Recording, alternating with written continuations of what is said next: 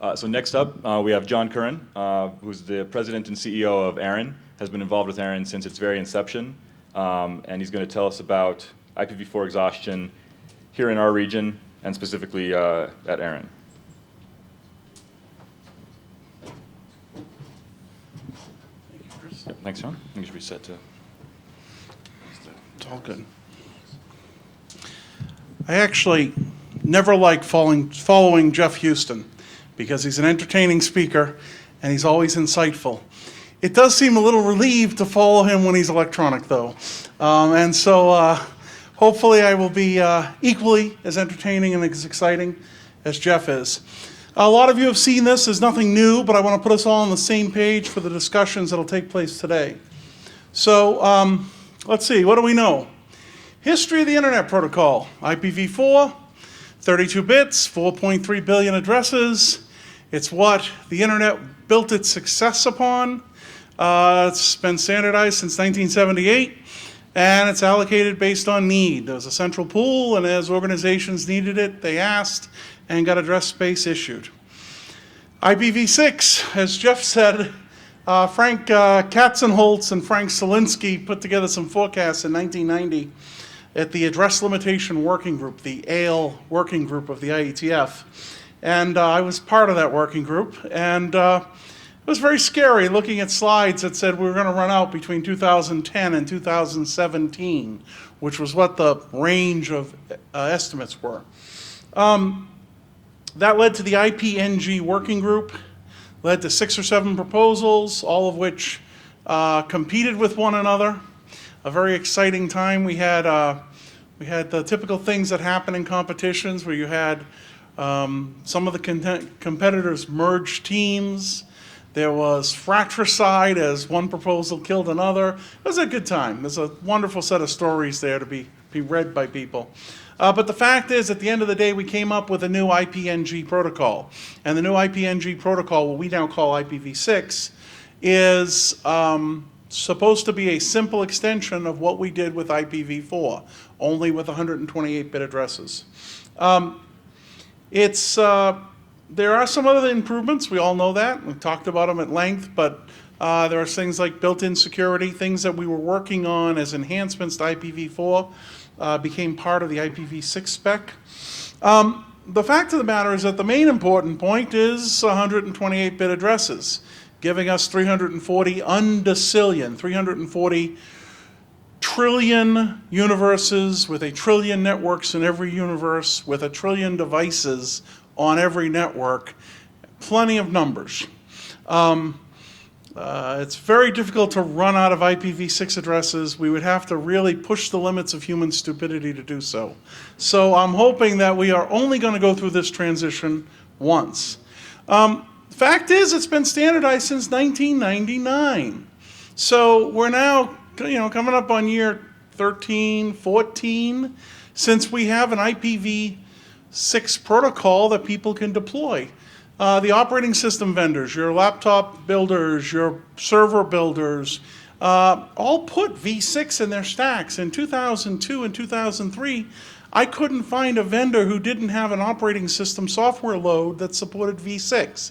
Some of them weren't standard, some of them you had to work at, but the fact is, this isn't all that new. And in fact, even the router vendors got on board and made it part of their standard loads. So people have had the ability to deploy v6 easily for more than 10 years now, but they don't, or they haven't. It's a slow deployment problem. We'll talk a little bit about that, but the fact is that we built a wonderful protocol.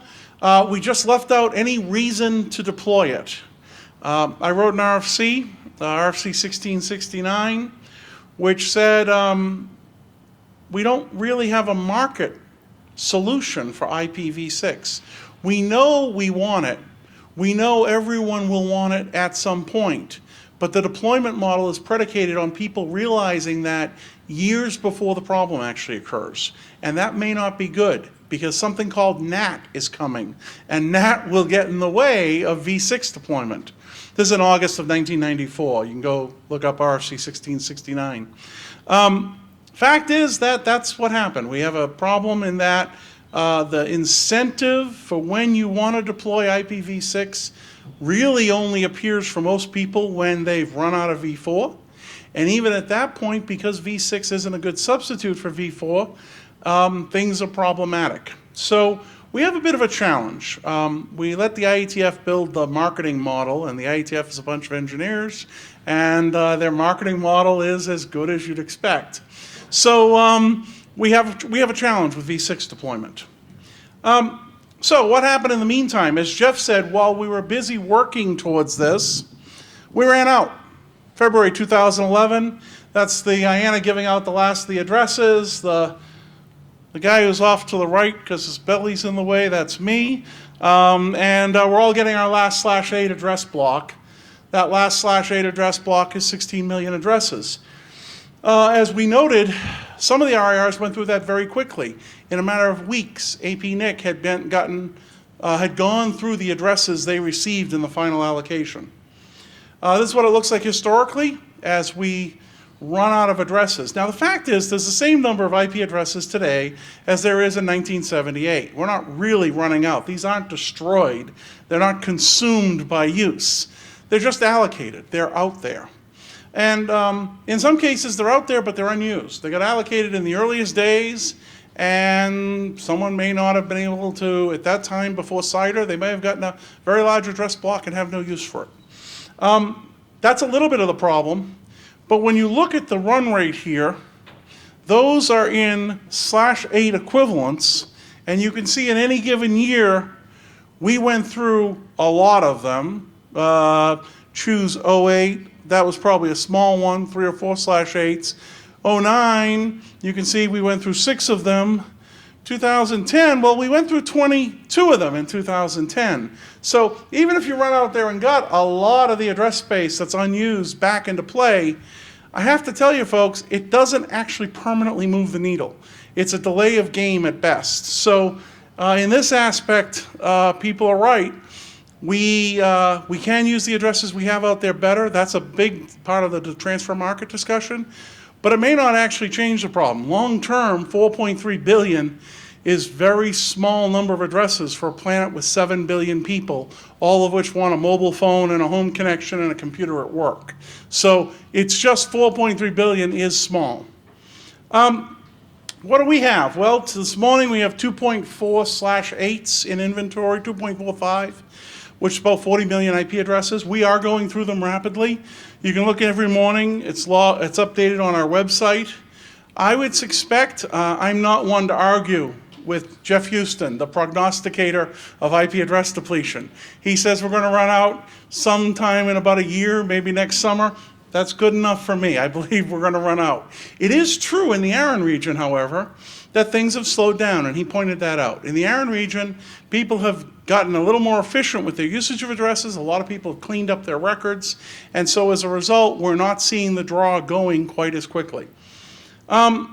We do have a countdown plan to make sure as we get towards run out, people are well informed.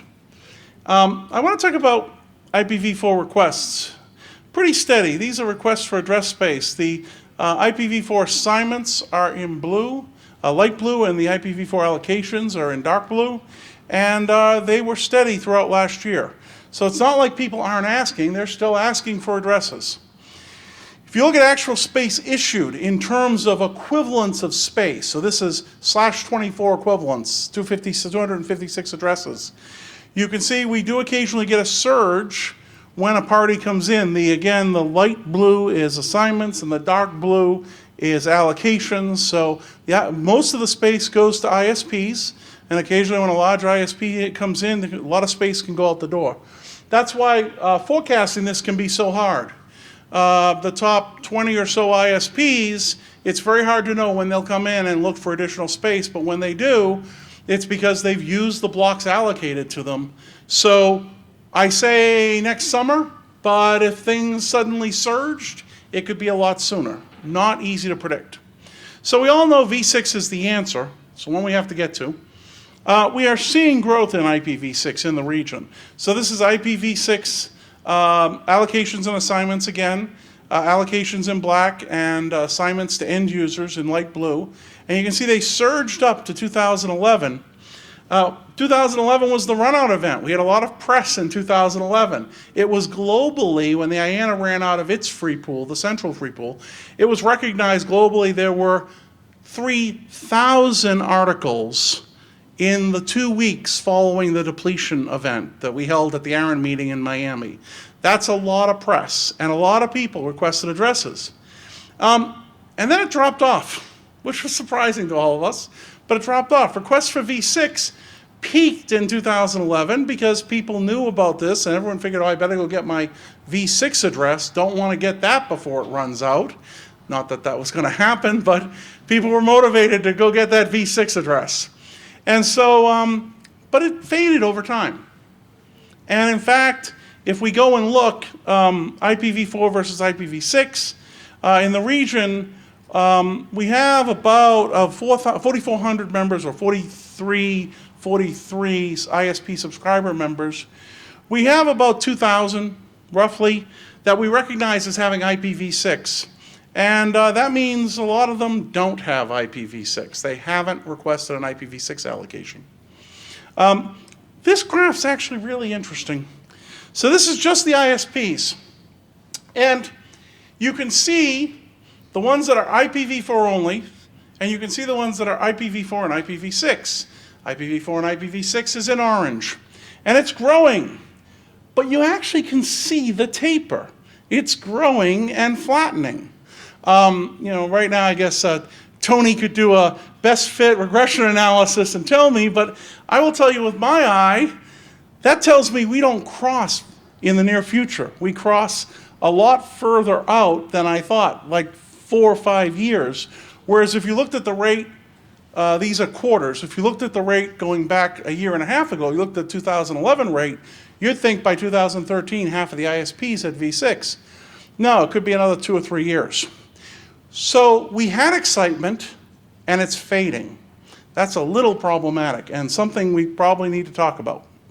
So there have been some things Internet Society should be commended for its efforts. Certainly, the Internet Society has done 2 major events, the World IPv6 Day and the World IPv6 Launch Day in 2011 and 12. One was a one-day trial where ISPs and websites turned on V6 for 24 hours, or maybe longer if they wanted. And then the other one was Launch, where they was turned on permanently. A very exciting event, and has definitely enabled IPv6 adoption, because you know that a very large number of organizations, 3,000 plus websites, including a significant percentage of the top websites, have turned on V6 for their content and left it on. That's awesome. But the reality is that being able to get to 20% or 30% or 40% of the content doesn't matter if you can't get to the other 50. And so IPv6 isn't a substitute yet for IPv4. So we tell people they need an IPv6 plan. I do a lot of talking about this. I've done, last year I did 50 some odd events and speaking engagements. This year I'll probably do a similar number. And sometimes it's amazing. We talk to people, we say this is going on, and people say, yeah, I know what's going on. I'm waiting for someone to tell me go. Okay? Well, I'm telling you, go. The problem we have is that it's very difficult to discern a business driver for IPv6. About 3 weeks ago in the Wall Street Journal, Deloitte Consulting had an article. I was the byline on the article. And it explained the fact that if you want something connected to the internet, at some point it has to be both V4 and V6, because the internet is both V4 and V6. Now the reality is that every ISP connects up every one of their customers and makes sure they have connectivity to V4 sites.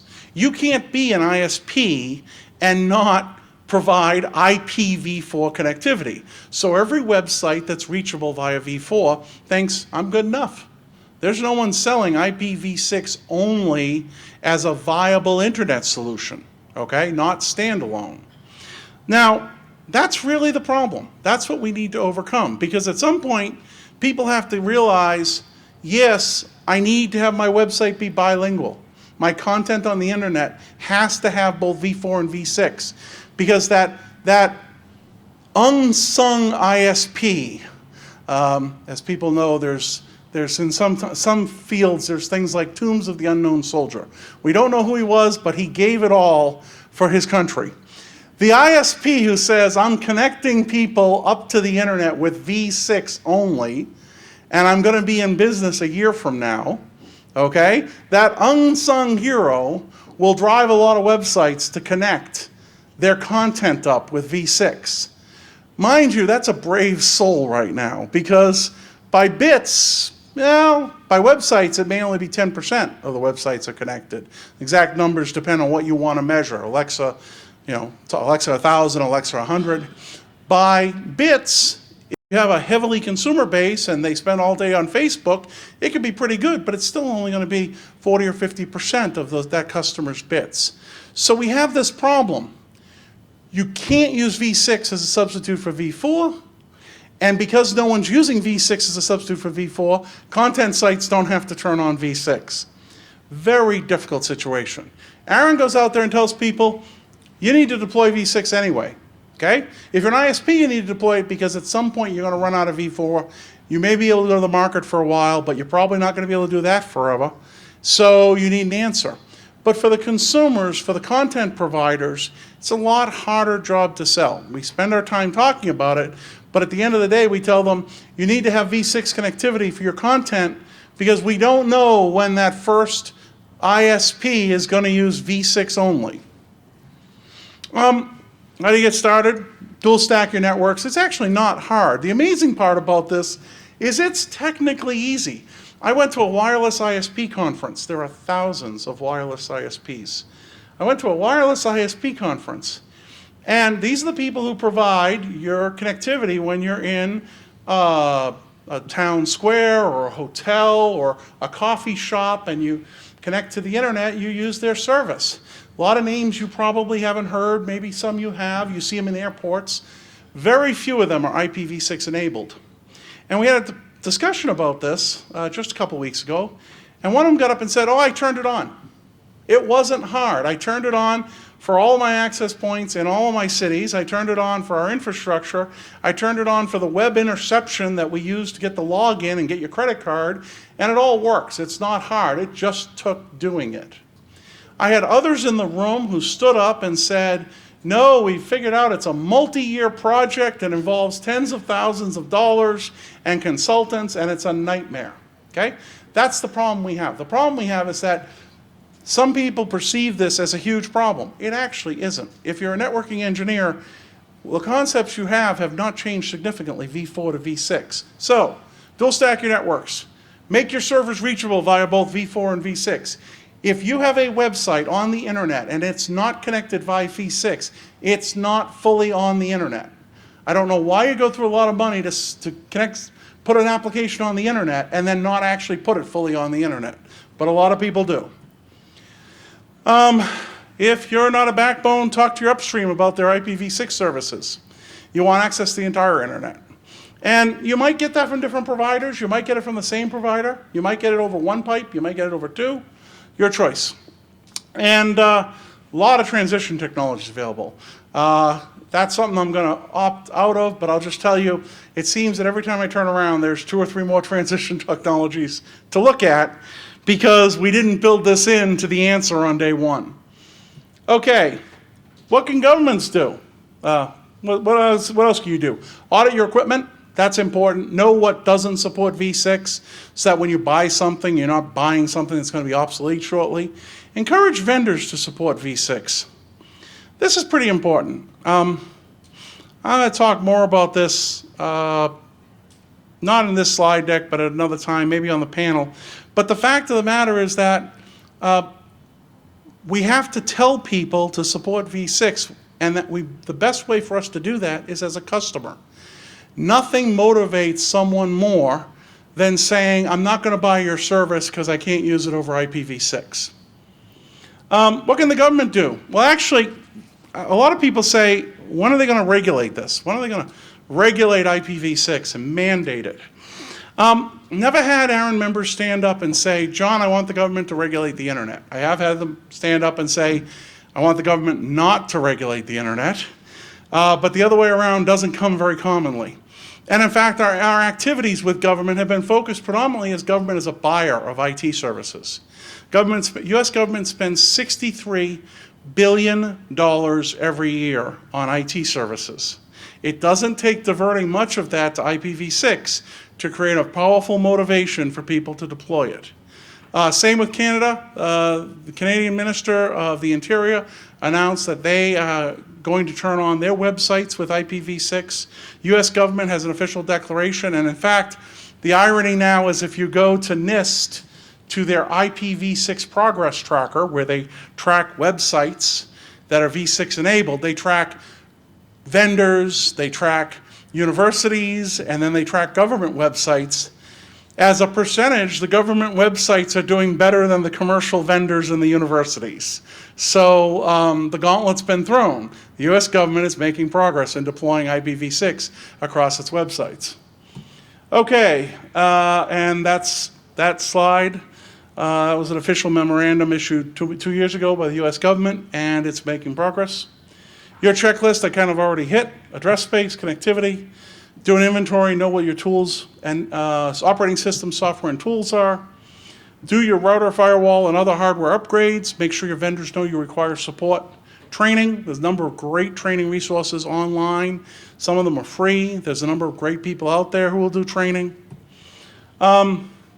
And get involved with ARIN. We manage the IP address space for the region. So if you're interested in how that gets managed and the policies that are used, there's a whole policy process and you can get involved.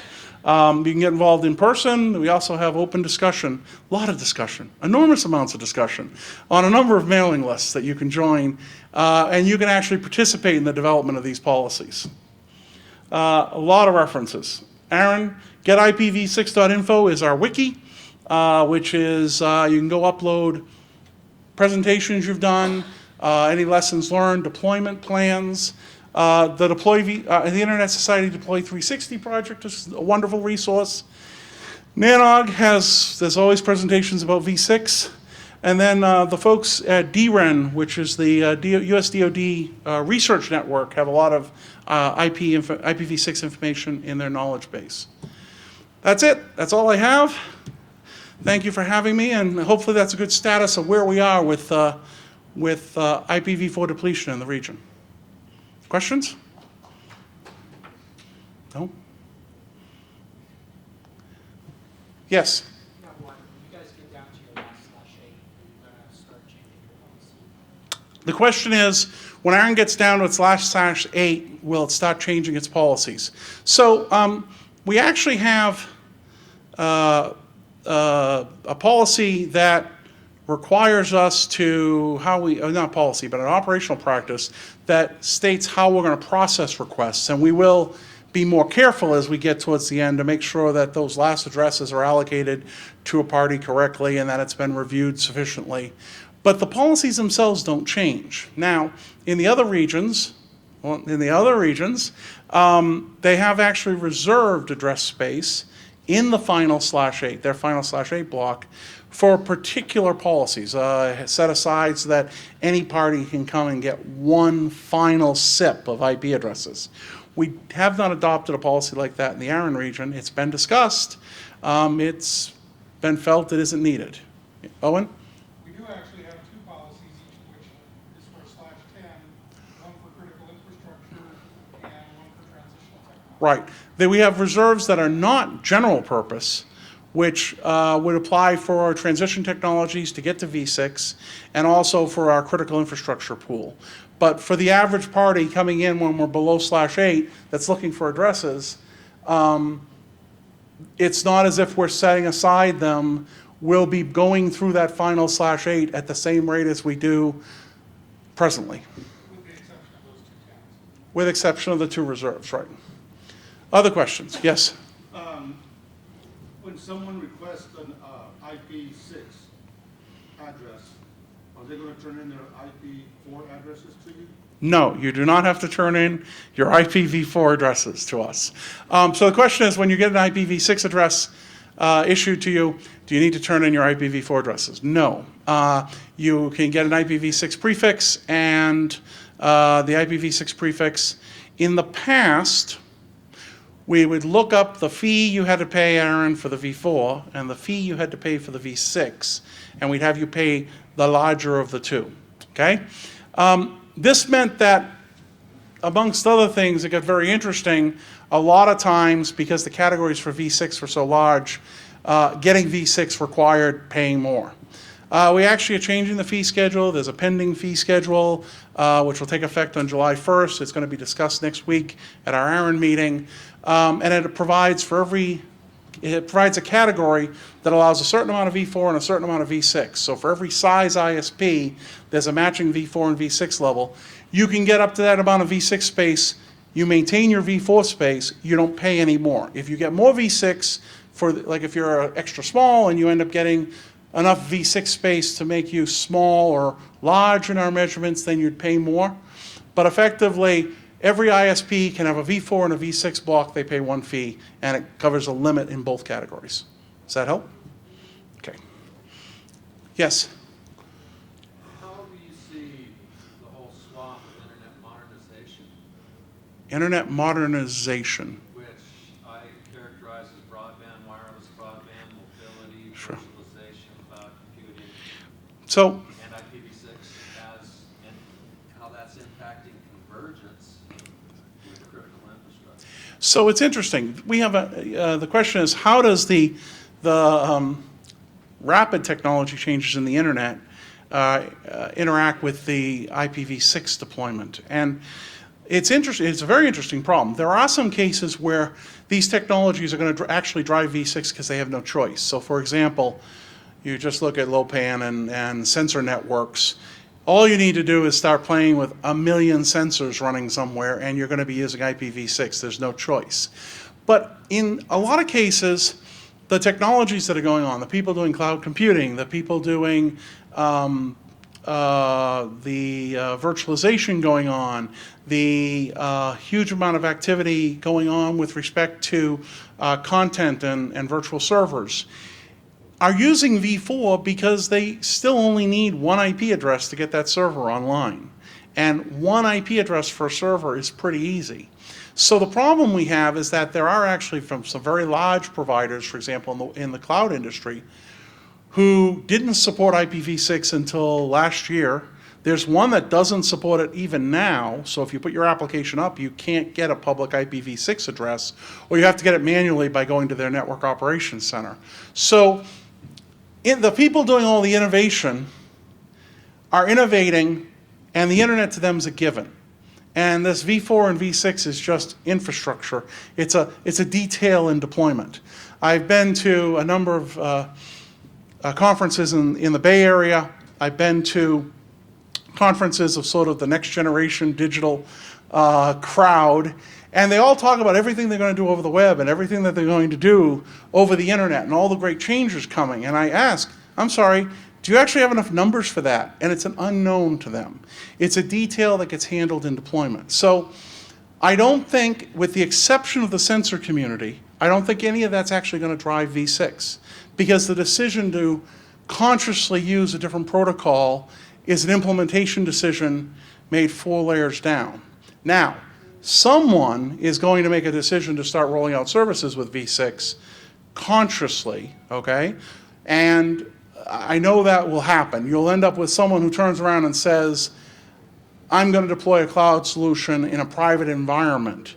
But if you're doing anything over the public internet right now, you still can't rely on the fact that your customer can access a v6 resource.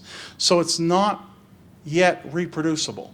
At the end of the day, some technologies are going to drive v6, like the sensor community, but the vast majority of it isn't a driving force. It's actually still trapped on v4, and it's going to remain trapped. So I would say that FCC National Broadband Plan, Department of Commerce, NTIA FirstNet, and public safety, not a private sector. Sure. That growth is tied to mobility, and that will. So there are a number of initiatives. So the FirstNet, which is the new FirstNet responder network in the United States, the work being done in Canada on their 911 rebuild. in the US, the work being done on smart power grid are all going to be private internet-based communities that will make use of V6. They may not have any impact for years, however, on ISPs actually deploying V6 solutions because they are closed community, and they can be done by one service provider in a private community. It's not a force felt by ISPs everywhere. Locally, domestically, I'll say, Yep. telecommunications is the second critical requirement for emergency management. Right. And that ties directly to public safety and FirstNet. Right. Yeah, and as I said, it could create some ripples, but it's not the type of thing. It's much like the U.S. government's requirement. In 2003, the U.S. government said, we'll only deploy equipment that is IPv6 capable. In 2008 and 9, they actually are required to verify IPv6 connectivity to another U.S. government agency over their ISPs. You would think this means every ISP serving the federal government would have to have V6 services. In 2010, 2 of the ISPs on the federal contract still didn't support IPv6. So the fact that it's mandated doesn't assure that it makes it into an ISP deployment plan. Okay, I can take one more question before I go over. Yes, Mr. Richard Jimerson. John, you had mentioned the policy process, how the committee comes together and makes these policies. Do you have to be a member of ARIN to participate in that process? And if no, who can? Anyone can participate in the process. You don't have to be a member of ARIN. So everyone can participate both in the online forums, and they can participate remotely when we have a meeting, and we actually do these with remote broadcast and remote participation, including asking questions and being counted in the show of support. The policy process is open to the entire community. It is not just the members. And so we'll talk a little bit about that when we talk about the policy process next. Excellent transition. Thank you, everyone.